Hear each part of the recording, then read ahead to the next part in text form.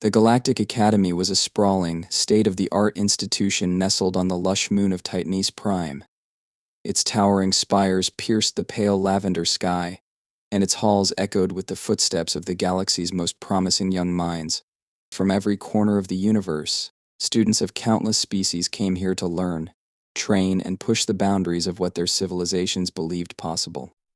For Ethan Grayson, the lone human among a sea of extraordinary beings, it was a place of equal parts awe and alienation.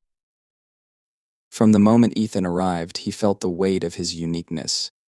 While the Academy prided itself on its diversity and celebrated the melding of cultures and abilities, the reality within its hallowed halls was far more complicated. Ethan's stature lean, average by Earth's standards, appeared laughably fragile compared to the massive, muscular forms of the Arctans, the sleek, serpentine grace of the Thalan, or the crystalline, glittering elegance of the Forians. His classmates towered over him, their alien features making him seem even smaller and more insignificant. During the orientation week, Ethan had tried his best to integrate. He joined group discussions, listened attentively to his instructors, and participated in the initial physical assessments. But his efforts only seemed to draw more attention to his perceived weaknesses. The Arctans, a species renowned for their brute strength and competitive nature, found endless amusement in Ethan's struggle to lift the Academy's standardized training weights, a feat every other species managed with ease. His best effort barely lifted the bar off the ground, drawing a chorus of booming laughter from the Arctans and even a few snickers from others. Featherboy, one of the Arctans, had bellowed, a hulking figure with deep purple skin and glowing eyes. His name was Xyler, and he seemed to take a particular pleasure in mocking Ethan. "Did your planet forget to teach you how to grow muscles, or are you just here to make us look better?" The nickname stuck. No matter where Ethan went, whispers followed him. Featherboy, the scrawny human, the weakling. He tried to ignore it, to brush off the taunts as mere immaturity, but the words cut deep. Back on Earth, he had been an athlete and avid rock climber, and a regular at his school's parkour club. But here, surrounded by beings who could leap 50 feet into the air or lift boulders with a single hand, his abilities seemed laughably inadequate. Ethan's isolation wasn't just physical, it was cultural as well. He quickly realized that the Galactic Academy had its own unspoken hierarchies and cliques, and humans, rare as they were, didn't exactly rank highly. The Arctans dominated the social scene with their boisterous camaraderie and loud displays of dominance, while the Thalan, with their intellectual arrogance, dismissed anyone who couldn't keep up with their rapid-fire analyses of interstellar politics and physics. The Forians, aloof and elegant, barely acknowledged Ethan's existence, treating him as if he were part of the scenery rather than a fellow student. Despite the constant undercurrent of mockery and exclusion, Ethan refused to let his spirits falter entirely. He had worked too hard to earn his place at the Academy to let a few bullies ruin it. Back on Earth, acceptance into the Galactic Academy had been nothing short of a miracle.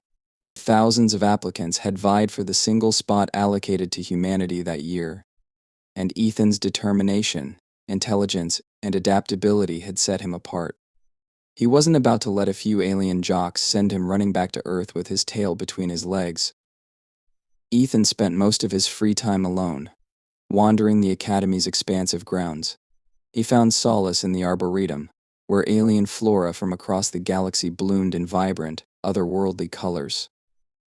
He spent hours in the library, poring over holographic texts that detailed the histories and cultures of his classmates' homeworlds.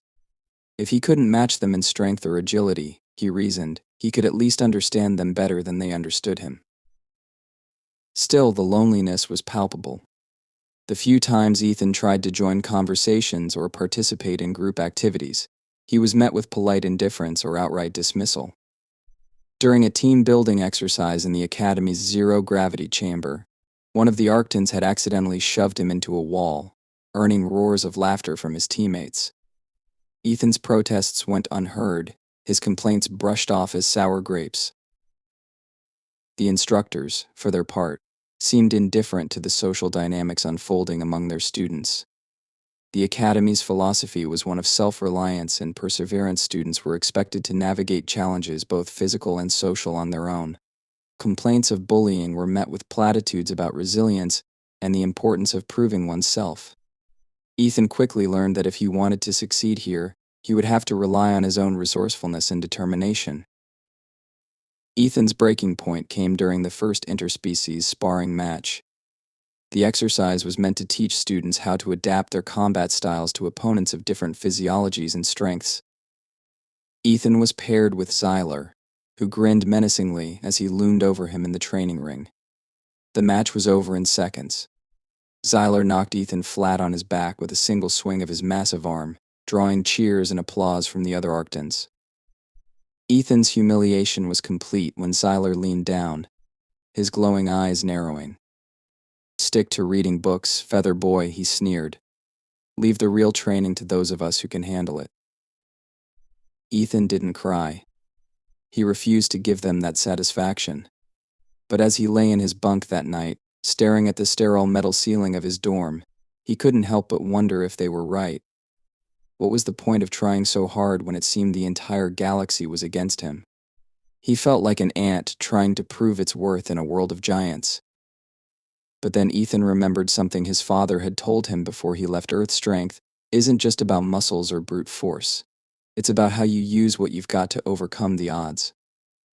His father had been a firefighter, a man who had faced towering infernos armed with nothing but determination and a steady hand. If he could do that, Ethan thought, then surely he could find a way to prove himself here. The next morning, Ethan rose early, long before his classmates were awake.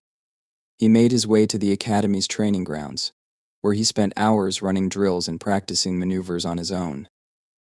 He used the Academy's gravity simulators to push his body to its limits, gradually building his strength and endurance. He studied the combat styles of his alien peers, noting their weaknesses and strengths, and began devising strategies that played to his own unique abilities. Ethan didn't care about earning their approval anymore. He didn't care about fitting in or proving himself to the Arctans or anyone else. He was here to learn, to grow, and to become the best version of himself. If that meant standing alone, so be it. Little did Ethan know, the opportunity to truly prove his worth was closer than he realized. The Academy's annual gravity drill, a test that pushed even the strongest students to their breaking point, was just around the corner. And for the first time since he arrived, Ethan felt a spark of hope. The others might have written him off as weak, but he knew something they didn't sometimes. The smallest flame burns the brightest under pressure. The announcement came during the midday assembly, an event where the Academy's faculty gathered to deliver updates and share challenges to motivate the students. The Grand Hall was a magnificent space, its high vaulted ceiling covered in holographic constellations that shifted in real time. Students of every species sat in designated sections, their voices humming with curiosity and anticipation. Ethan, as usual, sat in the back, an unnoticed shadow in the vibrant crowd. Dean Threxar, a towering Forian with a crystalline form that refracted light like a living prism, stepped onto the central dais. Her voice, both melodic and commanding, echoed through the chamber as the constellations above morphed into an image of a massive gravity chamber. The shimmering display depicted students navigating floating platforms, scaling impossible walls, and evading falling debris, all while contending with a gravity field that fluctuated between crushing intensity and disorienting weightlessness. "Tomorrow," Dean Threxar announced, her faceted eyes sweeping over the assembly, "you will face the gravity drill. This is not merely a test of physical endurance, but of adaptability, strategy, and resolve. It is the Academy's most celebrated tradition, a challenge designed to prepare you for the unpredictable conditions you may face in the field. Excelling in this drill is a mark of honor. Failing it is not uncommon." The room erupted in chatter. The gravity drill was legendary, a rite of passage that separated the elite from the average. Ethan had heard whispers about it since his arrival, stories of students collapsing from exhaustion, of injuries that sidelined even the strongest contenders, and of the rare few who emerged victorious. For most, it was a daunting challenge. For Ethan, it felt like an impossible mountain to climb. As the announcement ended, students began breaking into their usual cliques to discuss strategies. The Arctans were the loudest, boasting about how their natural strength would give them an edge. Sylar, as always, took the spotlight, flexing his massive arms and declaring that he would crush this drill like it was made for children. The Thulin, ever analytical, debated optimal energy expenditure and techniques for navigating variable gravity. The Forians, serene and confident, barely acknowledged the challenge, as if victory were already theirs. Ethan stayed seated, watching the groups form and feeling the familiar pang of isolation. He overheard snippets of conversation about partnerships and alliances tactics designed to maximize survival and success. No one approached him. No one even glanced his way. He wasn't just an afterthought, he was invisible. That evening, as the academy buzzed with preparations, Ethan retreated to the training grounds. He had no illusions about his chances in the gravity drill. He knew that brute strength and raw power weren't his strengths, and he certainly wasn't going to outmatch the Arctans or the Thalin in those areas. But he also knew something the others didn't. He had trained for conditions like this before. Back on Earth, Ethan had spent years honing his skills in environments that pushed his body and mind to the limit. He had climbed treacherous cliffs, balanced on narrow ledges, and practiced parkour in urban jungles where one wrong step could mean disaster. His experiences had taught him the value of precision, agility, and quick thinking. He wasn't strong, but he was nimble. He wasn't powerful, but he was resourceful. Ethan spent hours in the Academy's gravity simulators, pushing himself to adapt to the fluctuating forces. He practiced navigating obstacles in low gravity, where even a slight miscalculation could send him spinning into the void, and in high gravity, where every movement felt like dragging his body through quicksand. He focused on efficiency, conserving his energy while planning his movements meticulously. As the night deepened, Ethan found himself alone in the training hall, his body aching but his resolve unshaken. He knew he couldn't match the Arctans in strength or the Thalin in strategy, but he didn't need to. The gravity drill wasn't about being the strongest or the smartest, it was about surviving. And survival was something Ethan understood deeply. The morning of the drill arrived, and the atmosphere at the academy was electric. Students gathered in the staging area outside the gravity chamber, their faces a mix of excitement and apprehension. The chamber itself loomed before them, a massive, metallic dome that pulsed with energy. Inside, a network of platforms, walls, and obstacles awaited, each designed to test the limits of their abilities. The rules were simple: navigate the course, reach the final platform, and survive the shifting gravity fields. There were no teams, no lifelines. It was every student for themselves. Ethan stood at the edge of the crowd, his heart pounding as he listened to the final instructions. He could feel the weight of the other students' stares, their disdain and doubt pressing down on him like the gravity field he was about to face. Sylar caught his eye and smirked, leaning down to mutter loud enough for everyone to hear. "Better get ready to kiss the floor, feather boy. This drill's going to crush you." Ethan didn't respond. He didn't need to. Words wouldn't change their minds, but actions might. As the first wave of students entered the chamber, the crowd watched on massive holographic screens. The gravity field fluctuated wildly, sending some students sprawling while others managed to adapt. The Arctans relied on their strength to power through the obstacles, but their brute force often worked against them in low-gravity zones, where precision mattered more than power. The Thalin navigated with calculated movements, but their over-reliance on strategy sometimes left them vulnerable to the unpredictable shifts.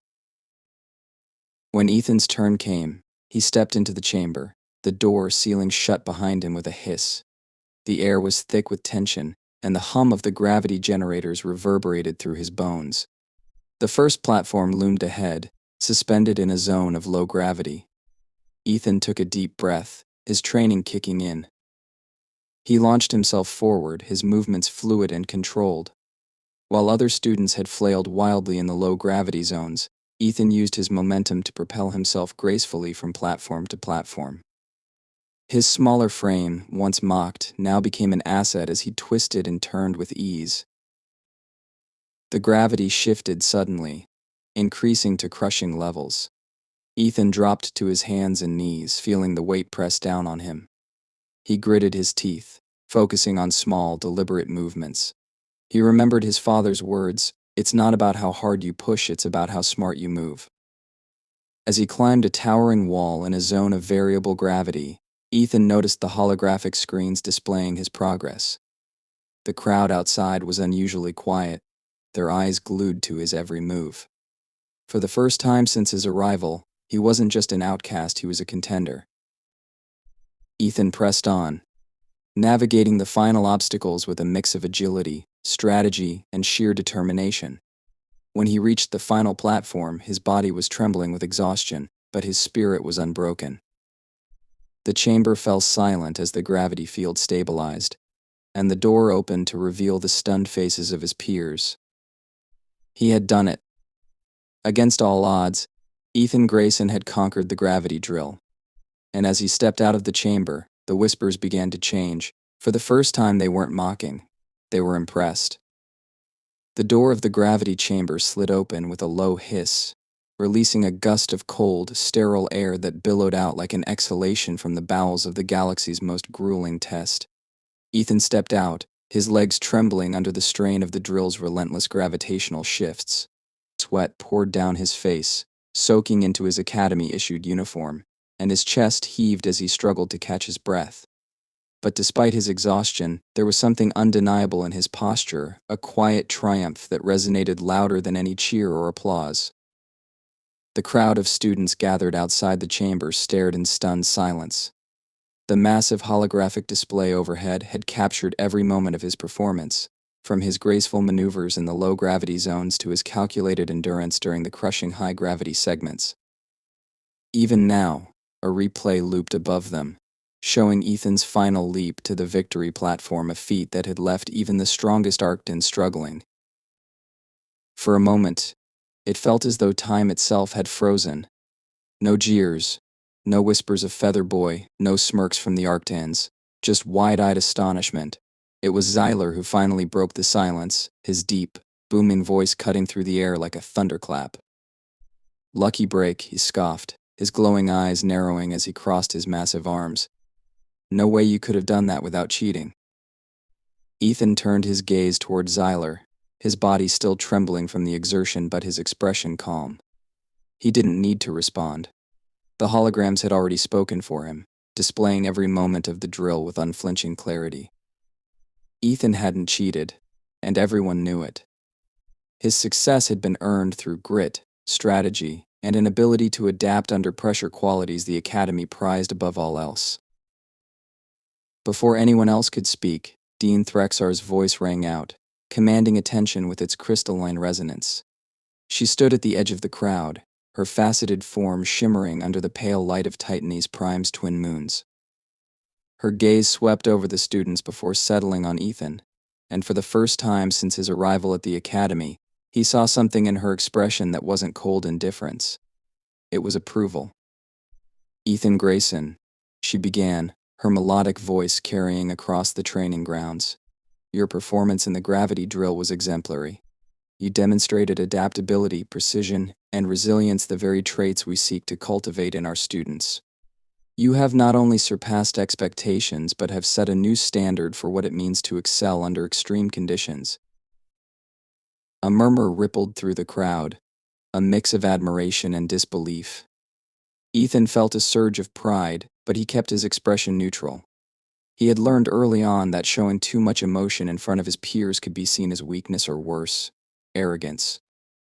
Dean Threxar continued, her gaze now sweeping over the rest of the students. "Let this serve as a reminder to all of you: strength alone is not enough. Intelligence alone is not enough. The challenges you will face in your futures will demand more than brute force or intellectual prowess. They will demand ingenuity, perseverance, and the ability to adapt to the unknown. With that, she turned and strode away, her crystalline form glinting like a shard of a distant star.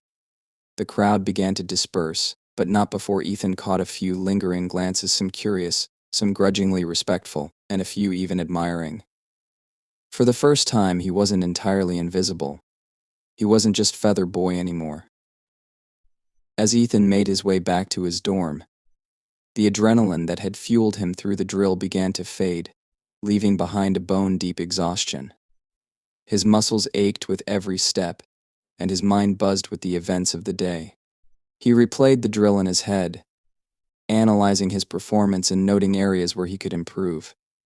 It wasn't enough to have succeeded once he needed to be ready for whatever came next. When he reached his dorm, Ethan was surprised to find a small crowd waiting for him. Among them were a few students he recognized, ones who had never so much as acknowledged his existence before. "That was impressive," she said, her voice measured but sincere. "I didn't think a human could handle the gravity drill like that. How did you do it?" Ethan hesitated, unsure how to respond. He wasn't used to this kind of attention, and part of him wondered if it was some kind of trick. But the Thalan's expression was genuine, and the others in the group seemed equally earnest. Slowly, he began to explain his training methods, the countless hours he had spent in the simulators, the strategies he had developed, and the mindset he had cultivated to stay focused under pressure. As he spoke, he noticed something he hadn't seen before, a glimmer of respect in their eyes. For the first time, his peers weren't looking at him as an outsider or a curiosity. They were looking at him as an equal. Over the next few days, the atmosphere at the academy began to shift. While Xyler and a handful of other Arctans continued to grumble about his success, many of the other students seemed to view Ethan in a new light.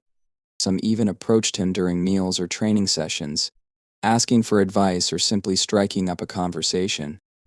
It was a small change, but for Ethan, it felt monumental. Ethan didn't let the newfound attention go to his head. If anything, it made him more determined to prove that his success in the gravity drill hadn't been a fluke. He threw himself into his studies and training with renewed vigor, pushing his limits and refining his skills. He knew that his journey was far from over. The gravity drill had been a victory, but it was only the beginning. One evening, as he was reviewing holographic maps of the galaxy's most dangerous environments, there was a knock at his door. Ethan opened it to find Xyler standing there, his massive frame filling the doorway. For a moment, neither of them spoke, the tension between them palpable. Finally, Xyler broke the silence. "You think you're better than me now, Feather Boy?" he growled, his glowing eyes narrowing. Ethan met his gaze, his voice steady. "No, Xyler. I think I'm better than I was yesterday. That's all I'm trying to be." Xyler stared at him for a long moment, his expression unreadable. Then, with a grunt, he turned and walked away, leaving Ethan standing in the doorway. It wasn't an apology, but it wasn't the open hostility Ethan was used to either. It was something. As Ethan closed the door and returned to his studies, he couldn't help but smile. He still had a long way to go, but for the first time since arriving at the Galactic Academy, he felt like he belonged. He wasn't just a human among aliens anymore. He was Ethan Grayson, a student, a contender, and perhaps someday, a leader. Ethan woke the morning after the gravity drill feeling a strange mix of triumph and trepidation. His body ached in ways he didn't know were possible, a testament to the toll the drill had taken on him. But his mind was sharper than ever, buzzing with the realization that everything had changed. No longer was he the outcast, the Feather Boy mocked for his perceived weakness. He had proven himself not only to the Academy but to himself.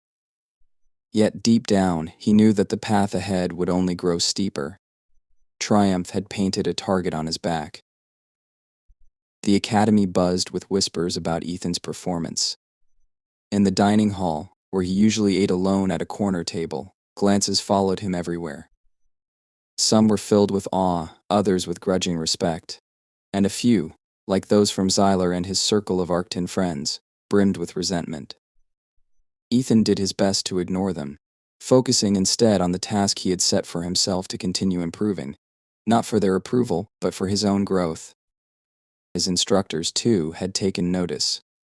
During combat drills, they began calling on him more often, pairing him against opponents who were stronger, faster, and more experienced. At first, the matches were brutal.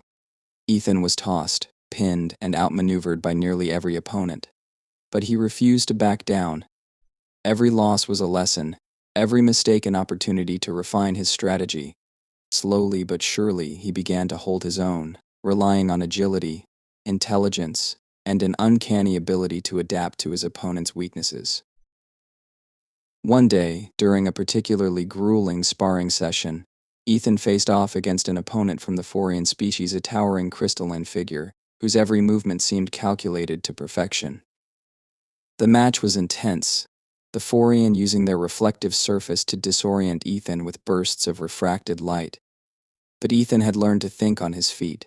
He used the light to track his opponent's movements, predicting their attacks and countering with precise, well-timed strikes. When he finally landed a blow that sent the Forian stumbling, the training hall erupted in applause. Even the instructors nodded in approval. Ethan's success began to ripple through the academy, challenging the unspoken hierarchies that had governed it for years. The Thalon, who had once dismissed him as insignificant, began inviting him to their study groups, intrigued by his unique perspective. The Forians, ever the stoic observers, offered subtle nods of acknowledgement when passing him in the halls, and even some of the Arctans, though begrudgingly, admitted that Ethan had earned his place. Not everyone was pleased with the shift.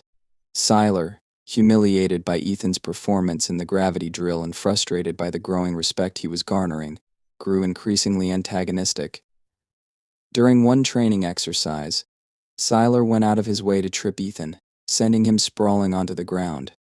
The instructor, busy monitoring another group, didn't notice. Ethan picked himself up, brushing off the dirt and the Arctan's smug grin. He didn't retaliate. He didn't need to. Later that evening, as Ethan reviewed his training footage in the library, a shadow loomed over his table. He looked up to find Sylar standing there, his expression unreadable. For a moment, Ethan braced himself for another confrontation, but what Sylar said next took him by surprise. "Why?" Sylar asked, his voice low. "Why do you keep trying? You're not like us. You're not strong. You don't have the instincts we do. So why bother?" Ethan paused, considering his words carefully. "Because I don't need to be like you to succeed," he said finally. "I only need to be the best version of myself. That's enough." Sylar scoffed, but there was a flicker of something in his glowing eyes, something that wasn't entirely scorn. He didn't respond, simply turning and walking away. For the first time, Ethan wondered if Sylar's hostility was rooted not in hatred, but in fear of being outdone by someone he had always dismissed as inferior. The Academy's final evaluations were fast approaching, and with them, a new challenge: the survival gauntlet. A week-long test designed to push students to their limits. The gauntlet required them to navigate a simulated hostile environment filled with unpredictable dangers. Unlike the gravity drill, which had been a test of individual skill, the survival gauntlet demanded teamwork and cooperation. Students were divided into groups, with each member expected to contribute their unique abilities to overcome the obstacles. When the team assignments were announced, Ethan found himself paired with Sylar, a Thalon strategist named Kara, and a Forian engineer named Vren. It was an unlikely group, and the tension was palpable from the moment they gathered to discuss their plan.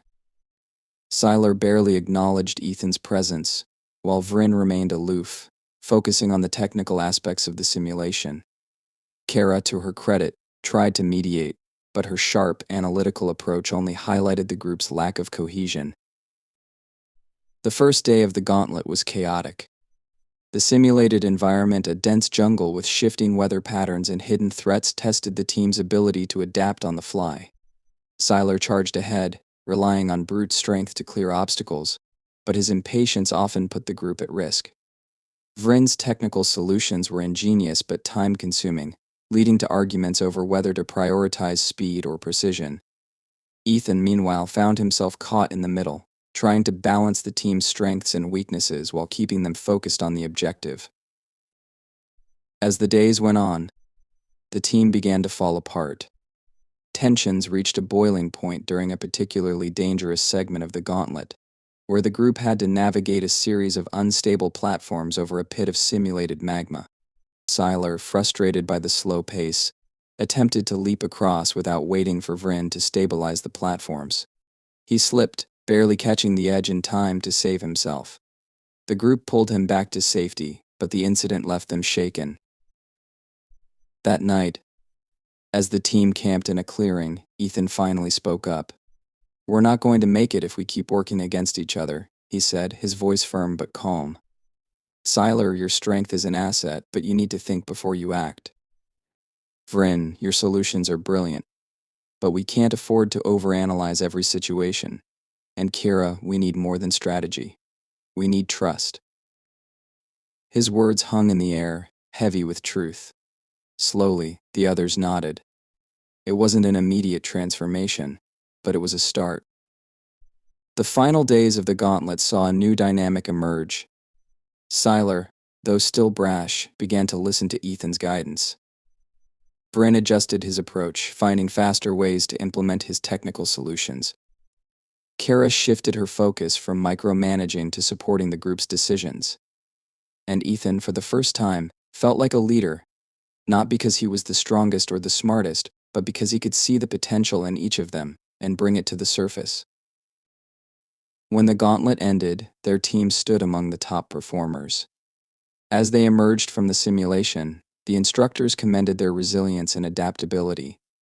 Even Zyler, though reluctant, offered Ethan a nod of respect. Ethan had come to the Galactic Academy as an outcast, a human struggling to find his place in a world that seemed to have no room for him. But through determination, ingenuity, and the courage to stand his ground, he had not only earned his place but had become a force to be reckoned with. The boy they had once called Feather Boy had become something far greater: a leader, a survivor, and a beacon of what humanity could achieve. And as he looked out at the Academy's sprawling grounds, Ethan knew that his journey was only just beginning.